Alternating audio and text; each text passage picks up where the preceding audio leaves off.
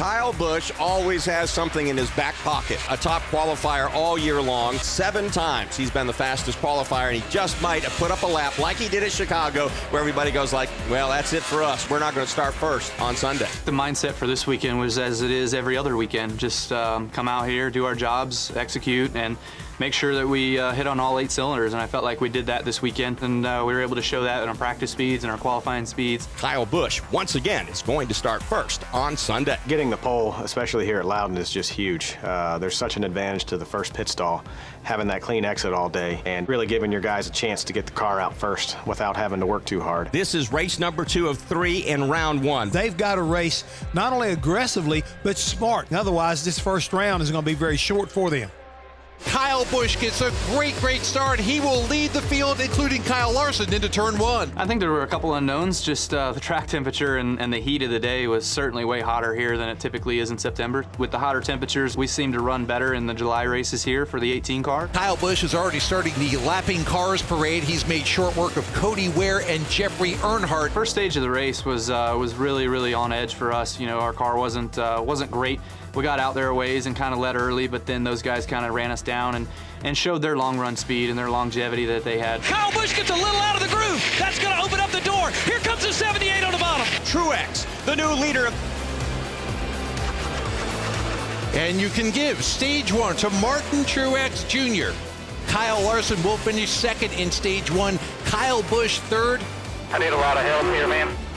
10-4. You just need grip or you need to be tighter?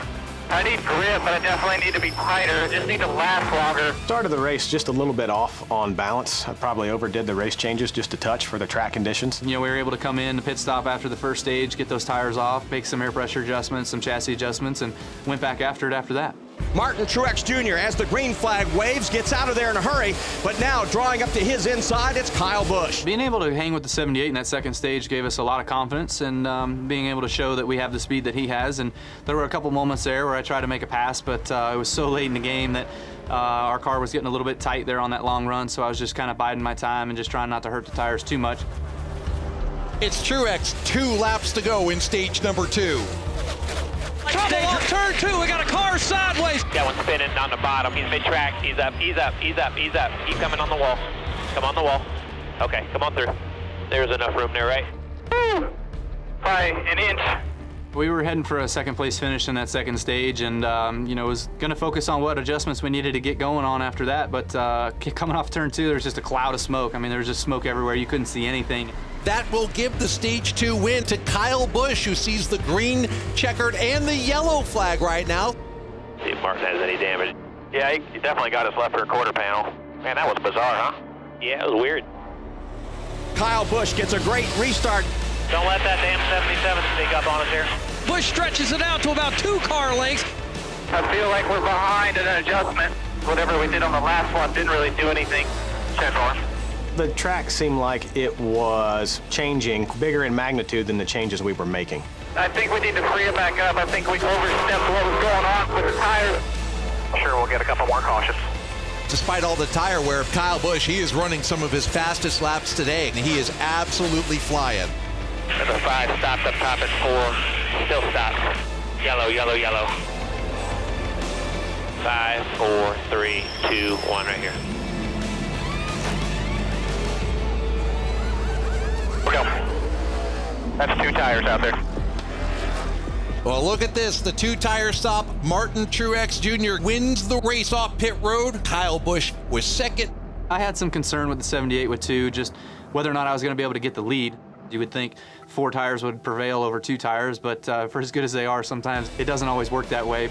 Green flag waves. Martin Truex Jr. gets a push from Kyle Larson, but he's even with Kyle Busch headed to 1. Through 1 and 2, I just hit my marks. I was lucky that I was in front of him when the next caution flew, which was right away. Outside wall here at 2, yellow. Fans are on their feet. We're ready to rock and roll. Stay in line. Truex on you tight. Truex trying his best to hang on to Kyle Busch. 3 to Truex. Spinning behind you off of 2. Sometimes it does mess with your rhythm, just with all the cautions that keep coming and can kind of take you off your game a little bit. For me, though, I just kind of kept focused on what we've been doing all day that was helping me be successful. Kyle Larson is right on the bumper of Kyle Busch. Inside, he's there. No momentum. Clear. Larson doing everything he can to try to catch Kyle Busch. And I thought Larson there behind me was keeping up with me pretty well, but fortunately I could just inch on him a little bit each lap, and that was just kind of giving me that vote of confidence of being able to drive away. Check a flag. Jab, bro. Kyle Busch has made a spot in playoff round number 2. Yeah! Way to go, team! Way to hang with the driver. Up here, guys. Give it to me. You know, going to victory lane in this sport is really difficult to do. To gain 6 more bonus points on the field and be able to take those with us really improves our chances to get to Homestead.